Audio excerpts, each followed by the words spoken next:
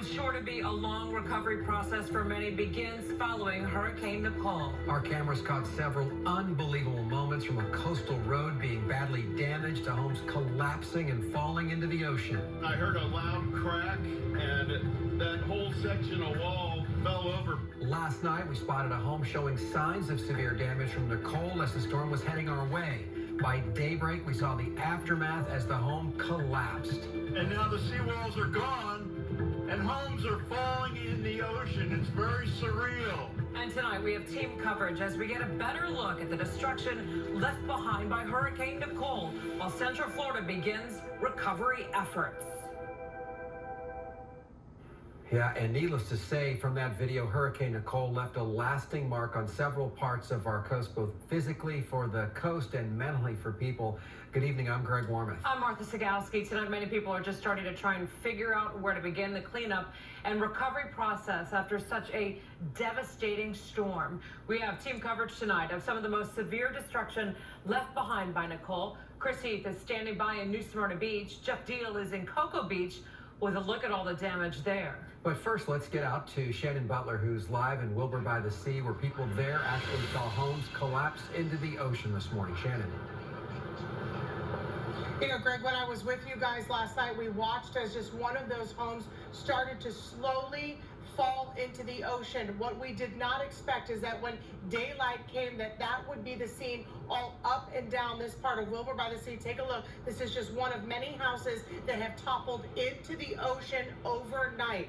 High tide just came and went. So far, so good. It looks the same as it did before. There was a lot of concern about what would happen tonight when another high tide came. These structures have been deemed up safe, and right now, there's no telling when these people will be able to come home.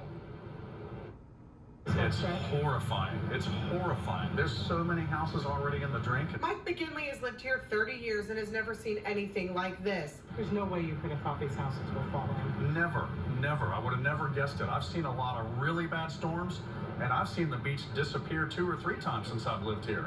It's never breached seawalls like this before, never. Houses like his neighbors.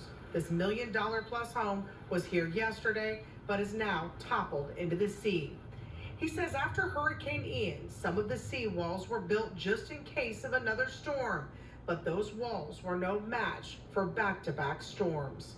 They had a temporary seawall built, and it was really shored up, really nice with wood and, you know, really structurally sound looking. I don't think it lasted an hour. There was like no evidence of it even existing. And that's the story all along A1A in Wilbur by the Sea. Concrete has crumbled, pools melted into the ocean. And look at this, washed away underneath this home. A gap now so big you could park a bus under it. Dozens of structures looking just like this, all now deemed unsafe.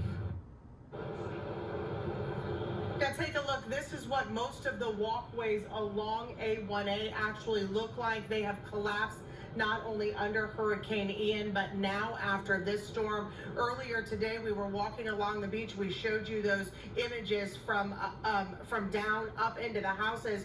As we were leaving, there was a gentleman on one of these walkways that actually fell off. Rescue teams had to lift him up through all of this erosion to get him back onto A1A. It was quite a feat. In the meantime, the SWAT team had to go house by house to check to make sure no one was inside. They actually helped people get their stuff out of their homes, what they could salvage. But again, there is a curfew here until 7 o'clock in the morning. It is very clear that it is not safe here, and they do not want people going up and down A1A. Those bridges, some of them also still closed. We are live in Volusia County tonight. Shannon Butler, Channel 9 Eyewitness News.